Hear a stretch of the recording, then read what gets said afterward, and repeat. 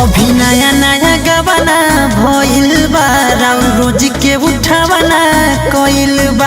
अभी नया नया गवाना भइल बा रोज के उठावना कइल बा। धके कमरिया हो सवरिया चित पट सुतइला हो राजा ना तनिको मोहइला हो रात भर पलंग हिलइला हो। राजा ना तनिको मोहइला हो रात भर पलंग हिलइला हो।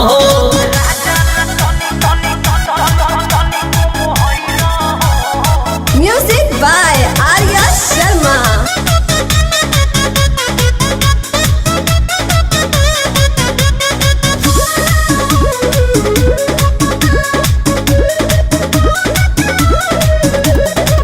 जब जब धरे कोमल कलैया हमरा तो कुछ कुछ हो खेला।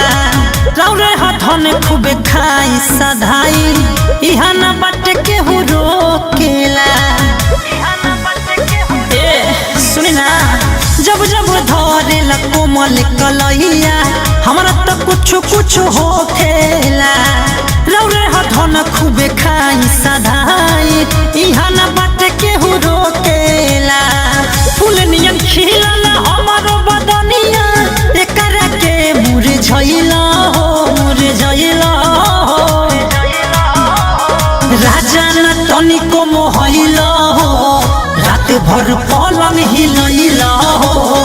राजा न तनिको मोहइला हो रात भर पलंग हिलइला हो।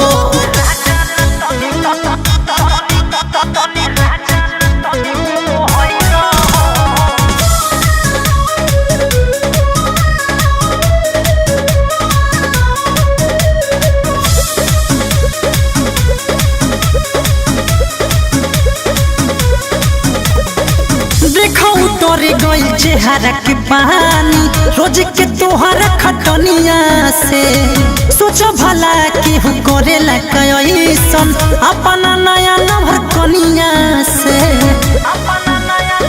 एहो देखो तोरे गइल चेहरा के पानी रोज के तोहरा खटनिया से। सोच भला के हो करेला कैसन अपना नया नंबर कनिया से। सैया सरवन ना सही कौन अपना ऊपर चढ़ैला हो। राजा ना तनिको मोहइला हो रात भर पलंग हिलइला हो। राजा ना तनिको मोहइला हो रात भर पलंग हिलइला हो। राजा ना तनिको मोहइला हो रात भर पलंग हिलइला हो। राजा ना तनिको